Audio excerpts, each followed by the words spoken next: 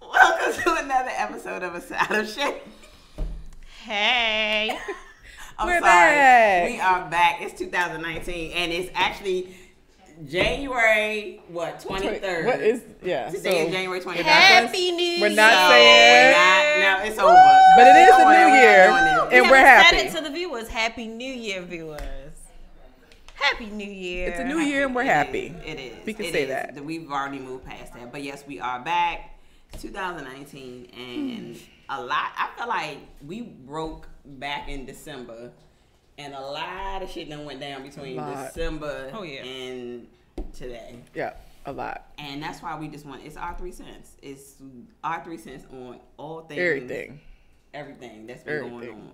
Not everything, because some things we just stay away from. No, we just leave it 2018. Yeah, I don't feel like it. Yeah. But something, what I think the trend that we've been seeing, which is not just from 2018, but just in general, is just the issues with black women in terms of the discrimination, the just disrespect, marginalization, everything, all things. That really has been the theme. It has been. Like the past forever. Forever. Right. Since right. But particularly the past few months. No doubt. And I think for me, like, I just been, it's almost, I don't want to say traumatized, because not necessarily that, but it's just been so disheartening to see so much of it. And now with social media, you like, sometimes I look through my feed and I'm just like, it's just too much. Every video, I'm like, from the woman being attacked at McDonald's, right, you know, to the R. Kelly thing, to just I mean, it's everything. It's just like a series of things, like back to back to back, and sometimes it's just overwhelming. Right. Oh, yeah. Well, that's why I took a break. You took a break from social media at the end of the year. I was coming to you like, hey, did you see? You were. I was like, I'm on break. I was on break. I probably about a good 3 weeks to a month. Really? Oh. I'm sorry. Wait a minute. You have not been on social media for 3 weeks? Like, when I say very little, very, like, whatever you would send me, I would get it. I would go in to see if you sent me something. Okay. I would look at that. I might look at a few things, and then I would. You'd be off. Mm-hmm. I didn't. But like shut down. If I was on 90% of the time before, I would say I was on like 20%. Okay. Like, I really, like, there's a lot. Like, I would look at specific stories. Right. But then other than that, I really. Yeah. I just stayed away because I was like, I'm home. I want to rest. I was watching TV. I would often pick up my phone and look at it and be like, oh my God, I'm exhausted. Yeah. Like, I just didn't have the strength. Yeah. You know, if you didn't send it to me, I didn't really look at it. Well, yeah, I do. I take pride in sending y'all things. Which I appreciate. Yes, you do. But then you send so many sometimes. I do. I can't comment. Mad because you'll see something thinking it's one thing, but it was really like she sent 4 things back. And I'm like, oh, but that's what I'm saying. Like, I just get so upset because I'm like, why are they not? Look, this is what's going on. So, and I be like, what about this for the show? So sometimes y'all miss things like that, and I'm like, no, you're right.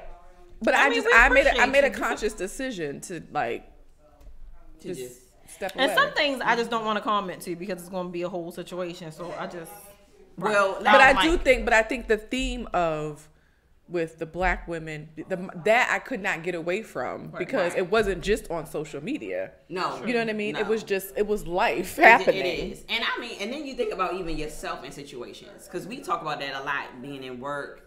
You know, in your own organization, sometimes even at home, like just in general, where you feel like you don't have a voice. Right.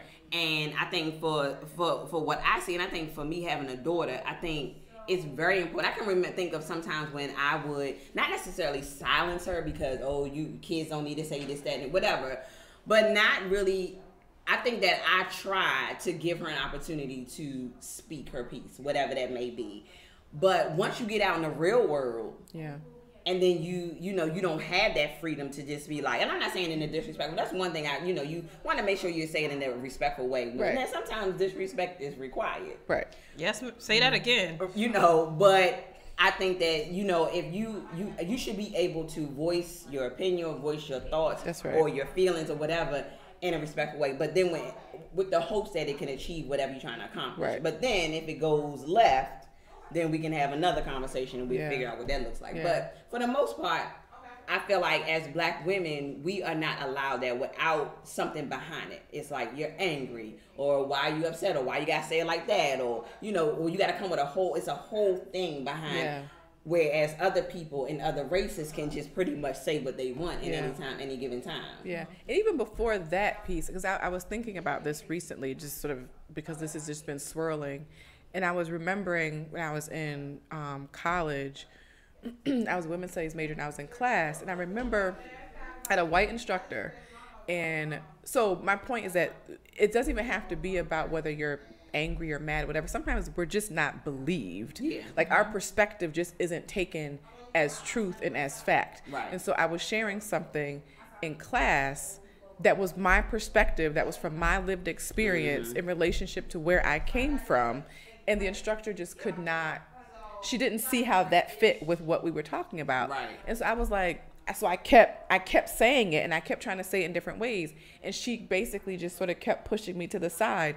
So much so that after class, classmates came up to me and they were just like, we knew what you were talking about. Right. And because I literally left the class like, how are you not understanding what I'm saying? Right. Like I'm adding my perspective from my experience to this conversation, which is different from the point, like it's to the point, but it's a different experience, what you're saying. And she just couldn't take it in. Right. And so I think a lot of times we work with that. Yeah. That like, we're just not, people just don't, particularly white people, just don't want to believe us or hear our perspective. Or is it that you said she couldn't take it in? Is it that she couldn't or she didn't want to?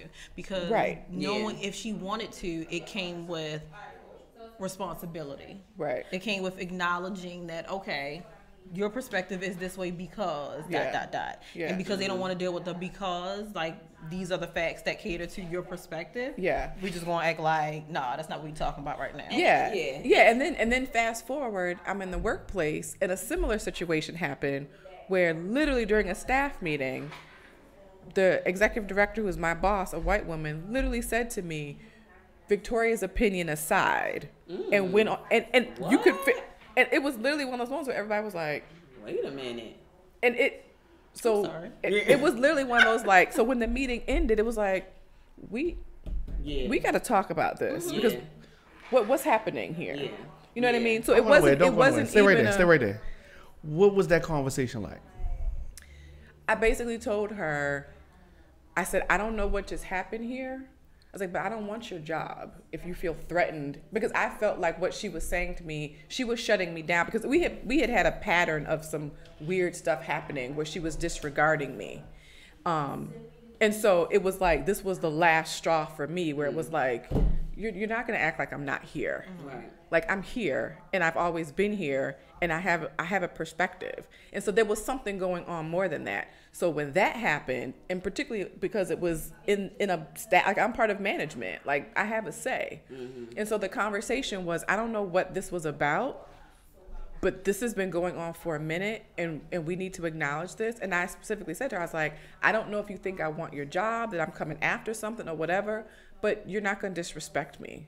Right. Like, I'm not here. Like, we've known each other. Like, what's the problem? Right. Yeah. You know what I mean? So it wasn't no yelling. It wasn't no whatever. Right. It was just a very straightforward, like, we're not going to do this. Mm-hmm. Like, I'm not a child. Right. Nor am I, like, and even if I did want your job, I wouldn't be going about it and no, you know what I mean? Like, what's the problem? Don't you feel like, and then, because that kind of speaks to the dynamic between, I feel like, with black women and white women in the workplace, and then just in general. I mean, I can't really profess to be having white friends outside of work. I mean, you know, what we call friends, you know, co-workers. Work friends, yeah. But I haven't, and I just never sought out to have relationships. I had one particular friend from several jobs ago that her and I always stayed in touch. We were really close, really good friends, and she was probably the only one. And a lot of that was just relatability. Like, I just didn't feel the connection. But she was the only person, and we were pretty young in this position, in our jobs, and she was the only person that really sought out and asked questions. Mm-hmm. And was intrigued or like just interested in me, not mm-hmm. just because I was a black girl, mm-hmm. but just in who you were. Yeah, just was who I was, and so we kept that relationship. But I feel like sometimes when you're in a workspace, you know, it's like it's always has to come with something else, opposed to this just being what I'm just speaking the truth or my truth in the situation. But then it becomes me acknowledging my truth. Then almost feels like those people are thinking that then I'm like pushing aside your truth. And I'm saying, why can't we both stand in our own truths and be that? Just because I'm saying I'm proud to be black doesn't mean I hate you because you're white. Right. And that's sometimes I feel like that's the story, that we have to then stand up for this and stand up for that and say this and say, where they can just be. Right. We can't just be who we are without it coming with something else. Right. And to me, that's the part that hurts the most when you're in these places. Professional, you know, in the workplace. It's like always something with it. And you can't just be a person who does great work or whatever. It's always something kind of behind, like with it. Well, and you have to question, because with that particular situation, she had talked about at some point, you know, always sort of being intimidated by black women and thinking that we're, you know, conspiring, you know, against her or whatever. We're gathering, you know, right? Because if we're all that kind of stuff, so that she had that history that she was coming in with, but that doesn't have anything to do with me. Right. You know what I mean? So now we have to operate in a space, so that then silences us too. Yeah. Because we don't want to have to deal with all of that. So then we just sometimes we choose not to say anything. Yeah. And I think sometimes not saying something is for the best sometimes. Sometimes because saying something could lead to something else. And me being escorted out by security. Right. Because there's times, and I mean, like my mother always say, no one is above a cuss out. Now, it could be professionally done, you know, per whatever, and this, that, and the other. And I can say it in a respectful way, but letting you know this is what it is. But thank you for making that clear. Curse out is not always. No, it's not always a bitch, da da da. It's not that. No, I can let you know. Absolutely. And trust you will understand and be clear. I see people do it a lot in Jesus' name. Hello. Won't he do it? And I'm just saying, without it don't have to be curse words, but it's letting you know that, hey, it won't be tolerated. And this is not going to happen. But even more than like those situations where it is someone who may be of a different race that finds you intimidating or tries you, I guess, in that type of situation, I feel like it's so much worse when it's somebody who looks like you. Like recently, this past year or this current year, I have had situations where I was just so disgusted about. It's one thing when you're being silenced by a white man or a white woman, but it's another thing when you're being silenced by somebody who looks like you, or you have been in this situation for so long that they don't even know that they are like victims of, you know, being kind of pushed to the background or just a puppet, to the point where they try to get you to hush so that you can belittle yourself on their level because they think that your voice is too powerful and too loud and it's going to cause such an uproar. Like, I never understood that. It's one thing to have, like I said, this white man or this white woman silence me, but to have someone who looks like me, who I respect, who is an elder, who should be leading and guiding me and telling me to use my voice for whatever, say, no, little girl, be quiet because you're going to get them white folks mad. And they're going to get you. But you know what? But that comes from a place. Right. You know, especially when you speak of elders, not all elders are out here fighting the power. A lot of times they come from a place where just do what you got to do. Don't take the shit personal. You don't sleep with these people when you go home. I just do my work. I come home, come in, I leave. And so some people have that mindset. No matter, because they not here. Some people not here for all that. And you know what? At the end of the day, I'm like, you got to pick your own battles. Is this not not going to be your battle? Then fine. But what you want, then that doesn't mean that you can't support someone else's battle. Right. Meaning, where and how can you support them? Right. And what does that look like? That doesn't necessarily mean you might be in the throes of things, but I can still acknowledge with your truth that you're saying, because that's another thing. And Chris and I had this conversation about when you don't at least acknowledge someone's truth. That's someone's experience. So I can't come to you and say, because I ain't dealt with that, so I don't know what they talking about. No, I have to acknowledge that this is someone's experience, and if that's that experience, who am I to say that it's not? Because her and I could be in the same situation but experience different things, and so who am I to say that what I'm experiencing is really the real experience and what you was experiencing ain't, or it's not? So I think that that's also, especially when it comes out, especially with black people, that sometimes if they're not in that same frame, like, I haven't experienced that, so I don't want to get involved. I haven't really experienced that. But at the very least, acknowledge and say, I hear you. And I feel like so my perspective, my view of things as a millennial is that that's often an excuse. is that I often feel like sometimes put in this bubble or put in this box because they're expecting me to be loud, crazy, and rambunctious because I'm the millennial. That you categorize it as that you don't see the validation in what it is that I'm saying. So even though my fight may be different, even though like, you know, it may look a little different, I may take it, you know, another, you know, view or another way.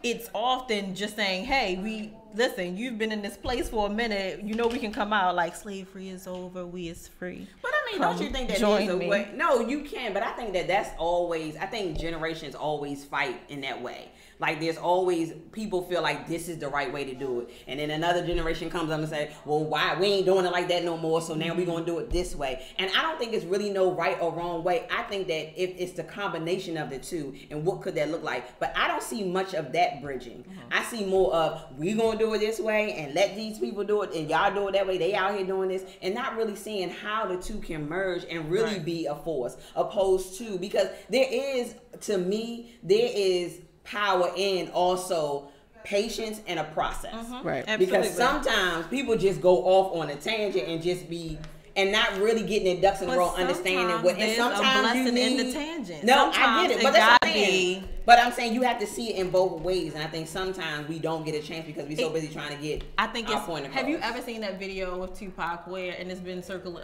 yes, lately, where he was talking about when you hungry and you done came to the door, and next thing you know. So yes, it is after That's the point of for years of watching you strategize and put together. You know the video when they interviewing him about. He's saying that how as far as people first they start by just knocking, hey, I'm hungry, I want to get something to eat. The next you know, he's it's like then you'll come on a little nicer, you may sing a little song, and then you like kicking the door. Now I'm stealing your shit. But the whole time you like dangling the meat in front of my face, and I'm eating a full meal at and the door. That's how I feel. Right. Like when the millennials come through, we want to kick the door in, and it's not so much in a disrespectful manner. Again, I believe that there is power in the process and strategizing. But if you've been strategizing for 50 years now, come on. But that's what like I'm saying. But kick that fucking door in. But you don't know something. But that's the other thing. You do have to consider the other person's journey. So your journey may be totally different. And that may look different, and how you process it and how you go through it's gonna be different than that person. It may look like 50 years to you, but to that person, it may not be. So that's what I'm saying. Like, it's the coming together to say. I don't think anybody should be like, oh, push this aside. No, young person. Listen, listen, grasshopper. Right. Because that's Come how. on, you little young bucks. But you got to think about it because that was always a process in how generations have done it. Right. It's always somebody's time. Right. But let's wait. This is the order. And your generation is saying no. It ain't about the order. I'm saying I'm coming in. I'm fresh out of college and I want to be a CEO. Right. So this is what I'm going. But here's how I'm gonna do it. Here's how I'm gonna do it. Right. To the point of our theme, as far as as women, I feel like it's so much harder being the younger woman in the situation because of that.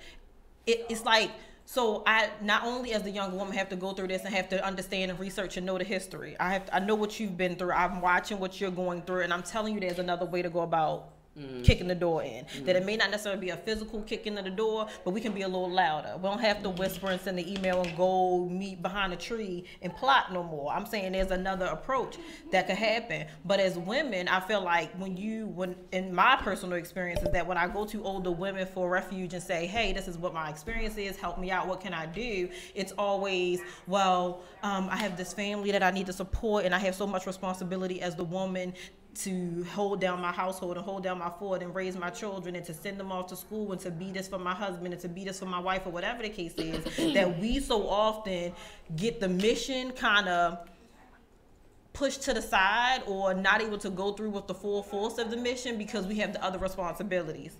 If that makes any sense. I get what you're saying. I'll come to you and say, like, let's do this, let's make this happen. But as a black woman especially, you have so much on your plate as is. The last thing you want to do is join another revolution when you already have one you fighting for. And my position as a millennial is that I'm fighting for what you fighting for as well, but I'm telling you that there's something else completely different that we need to be moving with. And it doesn't take a strategic planning meeting. It doesn't take 50 million of them to make it happen. We can be real loud. We can bring a lot of attention to this. We can get people talking. We can get people behind us, and we can get the show on the road. But how can somebody join that revolution if that is their plight? If they have that, if you think about what you have and what your responsibilities, sometimes, and that's what I'm saying, you got to figure. Once you figure out what your role is in the revolution, then I think it's so much better because I may not be the one that, because I got 5 kids at home and I may work at Popeyes, cannot. What is with you in the day going Listen, hear me out. Hear me out. What I'm saying is I cannot just pick up everything and go to the next march. Right. But what I can do is if I got a social media, I can tell my friends. So what I'm saying is, we can't be mad at if that's somebody's. Sorry, I can't do this, but I can do that. So I'm saying wherever that fits into the revolution is what I'm saying.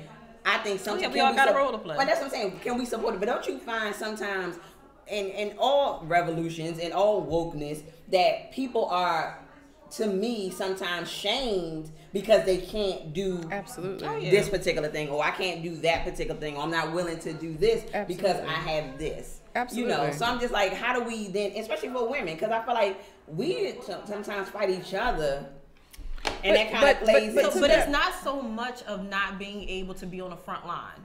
Like, I will acknowledge my privilege and know that as a younger woman who kind of has the opportunity to reinvent herself if needed, because I'm young enough still to do so, and I don't have the responsibility of children and this family that I have to take care of, I'll be on the front line. I'll take the charge.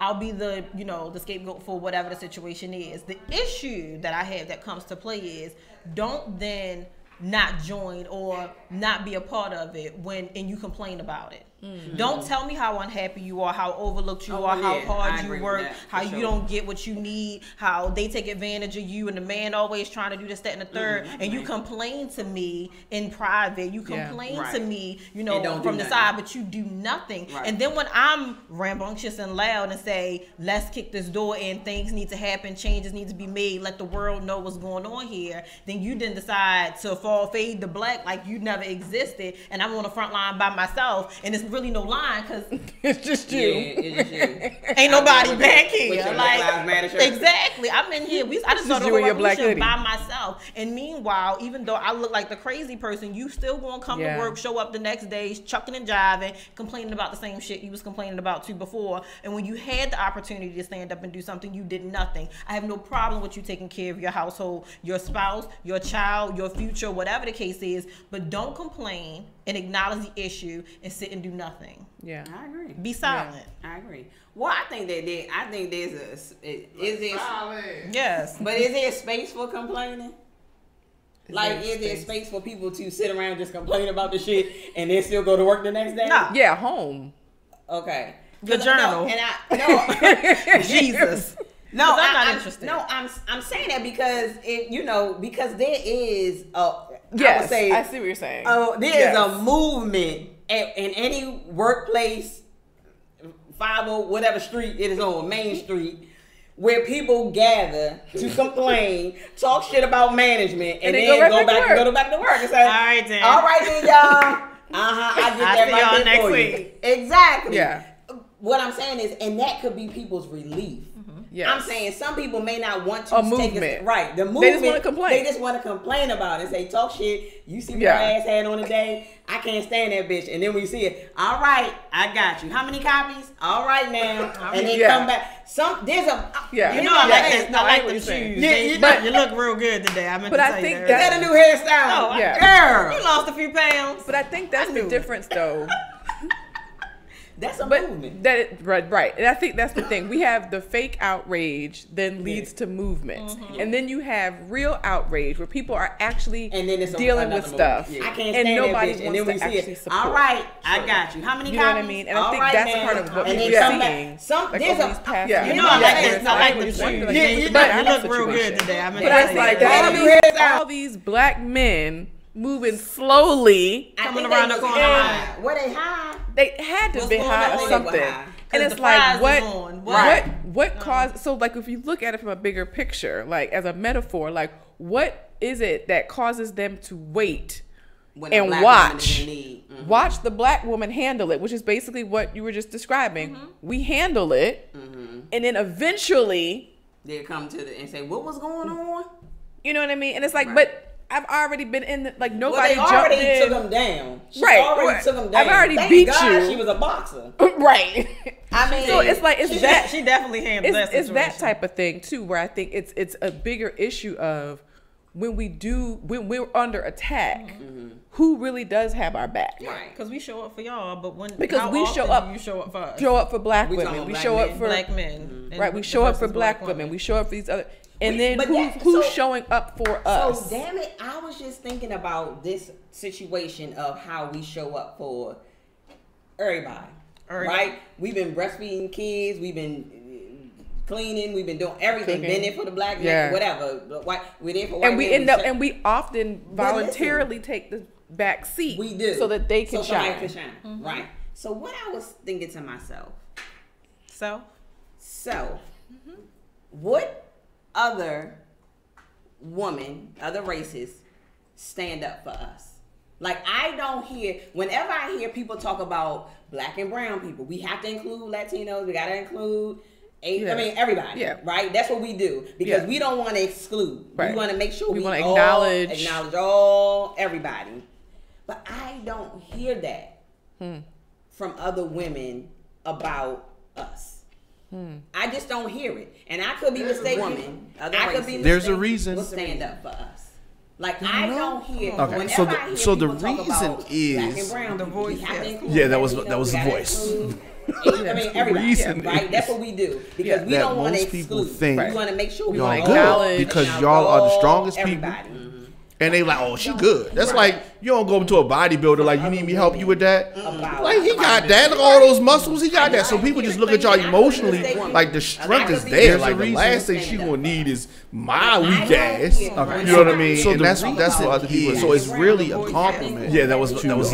But it's too hard. I mean, everybody. Reason. Right? True, Because true. I That don't wanna most people exclude. think We want to make sure we y'all acknowledge good because y'all are the strongest people. everybody. And you have. And they like, oh, she good. That's like, you don't go up to a bodybuilder like, you need me to help you with that? Like, he got that, look at all those muscles, he got that. So people just look at y'all emotionally, like the strength is there. Like, the last thing she gonna need is my weak ass. You know what I mean? So that's what other people. So it's really a compliment. Yeah, that was the voice.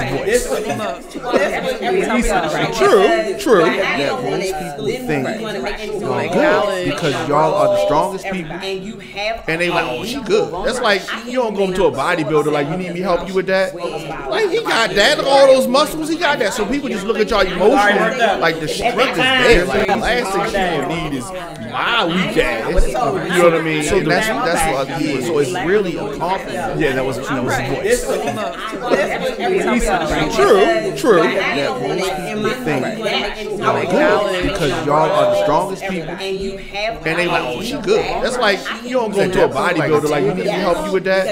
Like, he got that, look at all those muscles, he got that. So people just look at y'all emotionally, like the strength is there. Like, the last thing she gonna need is my weak ass. You know what I mean? So that's what other people. So it's really a compliment. Yeah, that was the voice.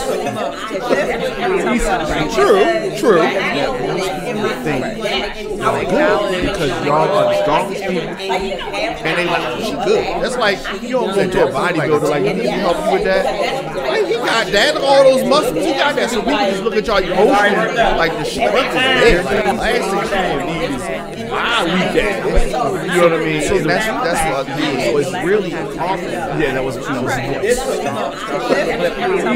True, true. That most people think y'all good because y'all are the strongest people. And they like, oh, she good. That's like, you don't go to a bodybuilder like, you need me to help you with that? Like, he got that, look at all those muscles, he got that. So people just look at y'all emotionally, like the strength is there. Like, the last thing she gonna need is my weak ass. You know what I mean? So that's what other people. So it's really a compliment. Yeah, that was the voice. True, true. That most people think y'all good because y'all are the strongest people. And they like, oh, she good. That's like, you don't go to a bodybuilder like, you need me to help you with that? Like, he got that, look at all those muscles, he got that. So people just just look at y'all emotions, like the shit up in there. You know what I mean? So that's what I mean. So it's really awful. Yeah, that was true. True. Because y'all are strong. And they like push our own. It's like you don't want to help with that. You got that, all those muscles. You got that. So people just look at y'all emotions, like the shit up in there. You know what I mean? So that's what I mean. So it's really awful. Yeah, that was true. True. Because y'all are strong. And they like push our own. It's like you don't want to help with that. You got that, all those muscles. You got that. So people just look at y'all emotions, like the shit up in there. You know what I mean? So that's what I mean. So it's really awful. Yeah, that was true.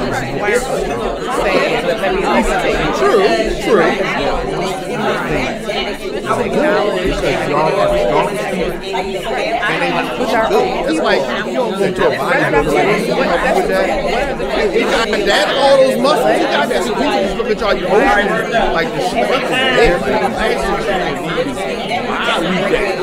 You know what I mean? So that's what I mean. So it's really awful. Yeah, that was true.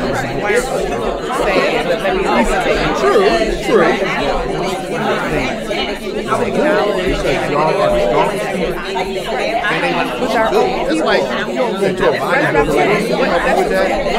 You got that, all those muscles. You got that. So people just look at y'all emotions, like the shit up in there. You know what I mean? So that's what I mean. So it's really awful. Yeah, that was true.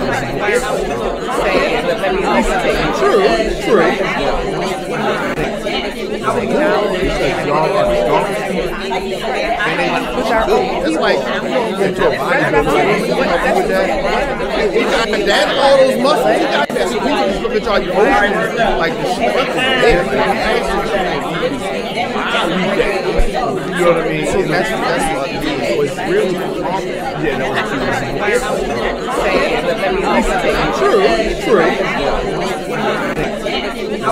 Because y'all are strong. And they like push our own. It's like you don't want to help with that.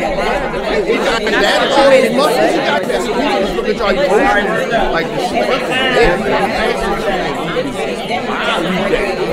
You know what I mean? So that's what I mean.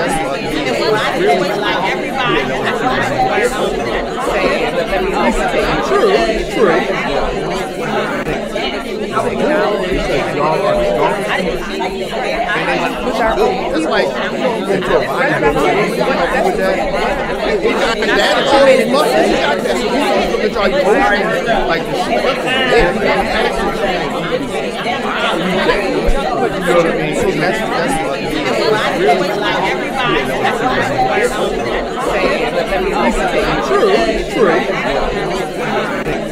Because y'all are strong. And they like push our own. It's like you don't want to help with that.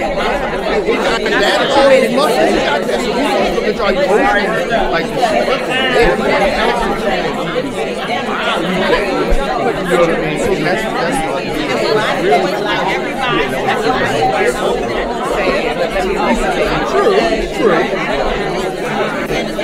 Because y'all are strong.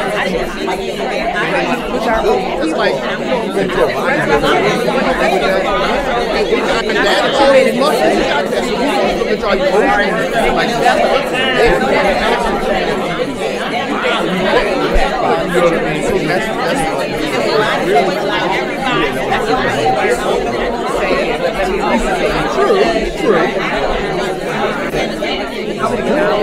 y'all are strong. And they like push our own. It's like you don't want to help with that. All those muscles. You got that. So people just look at y'all emotions, like the shit up in there. You know what I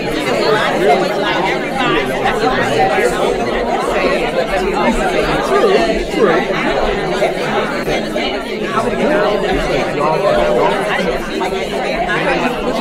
It's like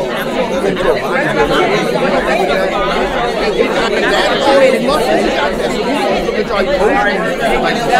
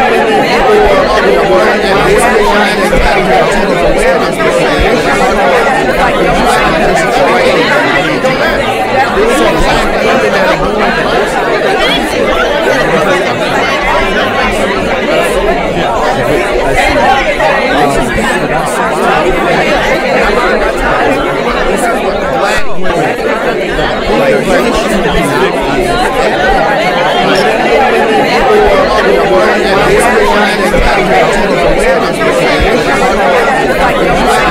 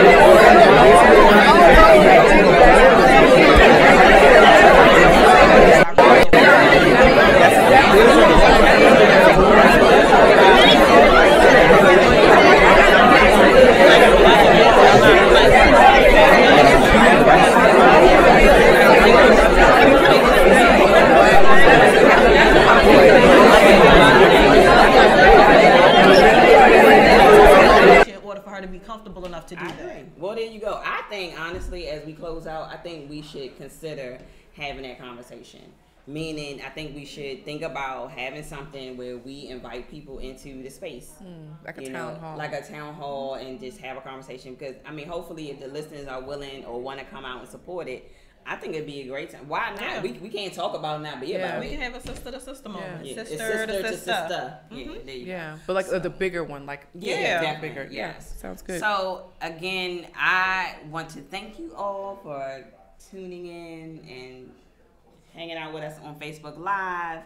It's going to be a great 2019. Yay! It's going to be better than 2018. We claiming it. Absolutely. Amen. Amen. Amen. Absolutely. So we will see you in 2 weeks. Good night, Bye. everybody. Spirit finger. The spirit finger. That's what you got them long, man.